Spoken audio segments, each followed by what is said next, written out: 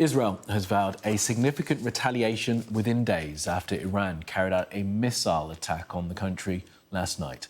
The Israeli Prime Minister, Benjamin Netanyahu, is meeting with security chiefs, having warned Iran that they made a big mistake and will pay for it.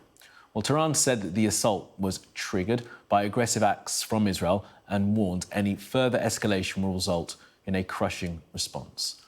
The Israeli Foreign Minister, Yisrael Katz, has banned the UN Secretary-General, Antonio Guterres, from entering Israel, accusing him of anti-Israel bias. Well, let me take you through some of the main developments so far this afternoon.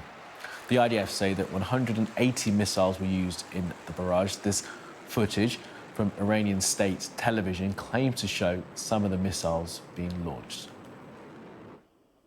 The US has said it's going to work with Israel to ensure that Iran faces severe consequences.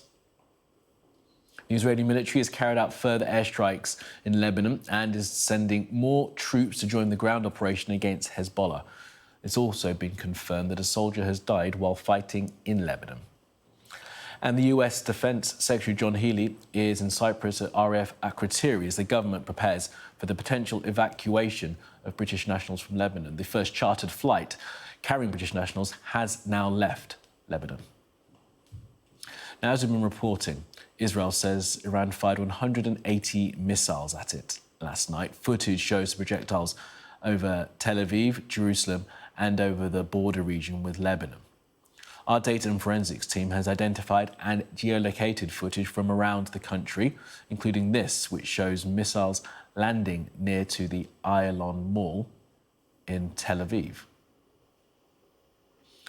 Footage also shows missiles landing at or near Nevatim airbase south of the occupied West Bank, as well as Herzliya on the northern outskirts of Tel Aviv, and at the Shalhavor Chabad Gedera school, from where our Middle East correspondent Alistair Bunkall sent us this.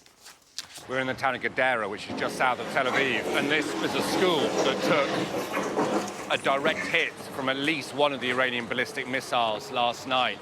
You can see how it's blown open a massive hole in the ground in the first floor classrooms. There's a lot of signs of shrapnel as well on the sides and the walls. All morning, people have been here cleaning it up. The headmistress is here as well, inspecting the damage to her school. And if we go inside, just whilst it's clear out here, you can see all the glass on the floor. They've been taking out these massive panes of windows. This school, I should say, is kind of in a campus area of its own, but it's surrounded by apartment blocks. And so the fact that the missile landed in the school when nobody was here meant that there were no casualties. There was a dance class going on, an after-school dance class, but they heard the sirens and they left, and they went to their homes and into their safe rooms.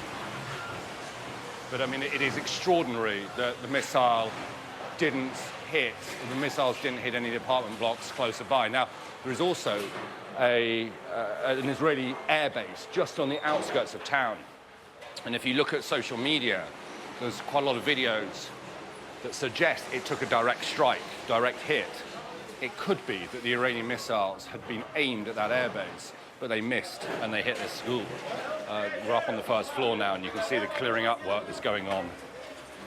They've been here for a number of hours, but it was a complete mess when we first got here. It's going to take a lot to restore it again. It's just going into the Jewish holiday of Rosh Hashanah, so schools are out now anyway.